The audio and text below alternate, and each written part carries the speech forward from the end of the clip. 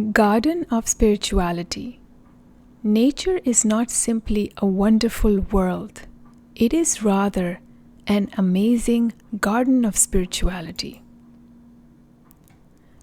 Just visit a place of natural beauty, a place where there are mountains, flowing rivers, tall, lush green trees, birds on the wing, small white clouds floating in the sky, the sun shining, and so on.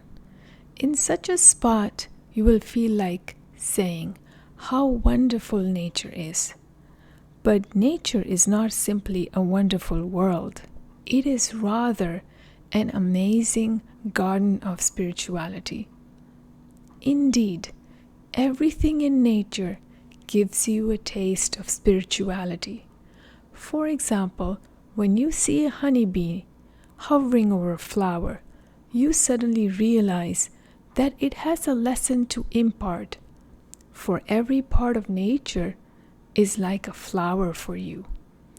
In each part resides the nectar of spirituality. Take out the spiritual nectar, and you will be motivated to turn yourself into a spiritual personality. It should be borne in mind that spirituality is not a state of ecstasy. Ecstasy is a trance-like state, a state of bliss, or a semi-conscious condition. That is, it is like kind of a drowsiness which causes blurriness of the conscious mind. But spirituality is very different from this, being marked by a high level of acute intellectual development. It is a form of intellectual awakening rather than a semi-somnolent state of mind. During the pre-scientific age, the notion had become current that the heart was the source of spirituality. This was taken for granted and led to spirituality becoming a subject for meditation. That is a heart-based spirituality. Since the heart was devoid of any thinking capacity, spirituality could not, therefore, become an advanced discipline. It was reduced, rather, to being an array of ill-defined assumptions.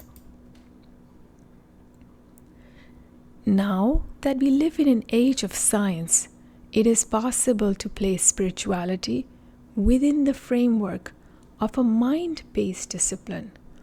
Being a science, just like other sciences, spirituality should be associated not with meditation, but rather with contemplation.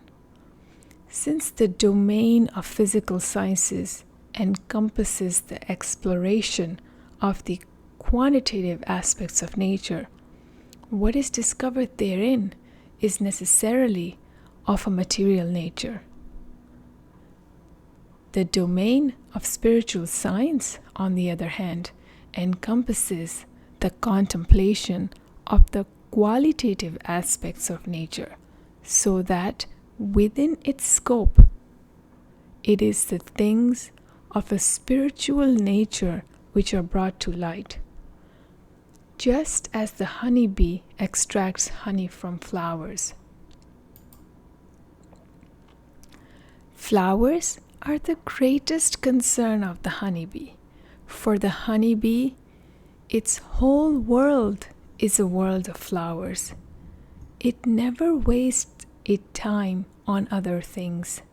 It concentrates on flowers, takes the nectar from them, and returns to its hive.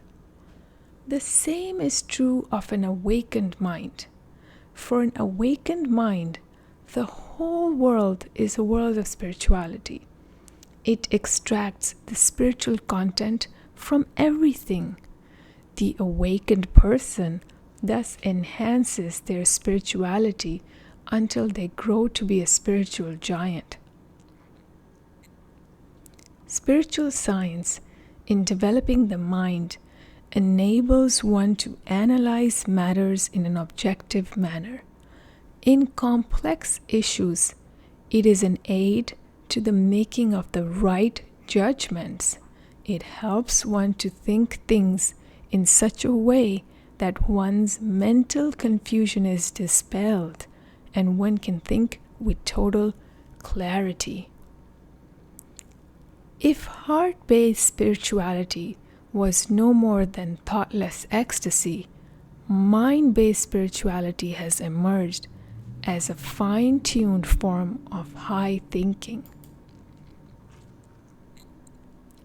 Spiritual science has evolved in the same way as science of the solar system. In early centuries, humans had given credence to the geocentric theory. As a result, no development in science was possible. In modern times, however, humans' thinking altered sufficiently for the heliocentric theory to be formulated, as a result of which solar science became a developed discipline. The same change in thinking took place in the case of spiritual science. In the pre-scientific period, people believed in heart-based spirituality so that there could be no furtherance of imparting of spiritual discipline. The post-scientific age being an age of mind-based spirituality, an endless scope for spiritual development has opened up. Our world is like a garden of good things, and spirituality enables the individual to live in and benefit from this beautiful garden.